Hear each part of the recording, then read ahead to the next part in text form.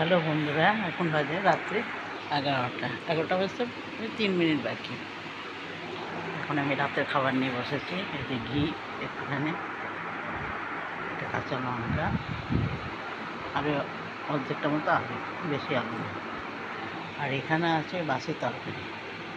এই দিয়ে আমি রাতের খাবারটা খাবো। যে আমার হাজব্যান্ড খেয়ে উঠলো, এবার আমি খাবো।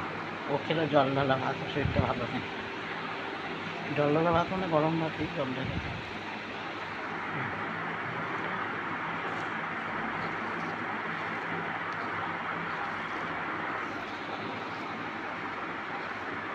এটা হলো আজ আমাদের রাতে খাবার। দুপুরে তো ভাত খাইনি, রাতে ভাত করলাম দুজনে খেলাম।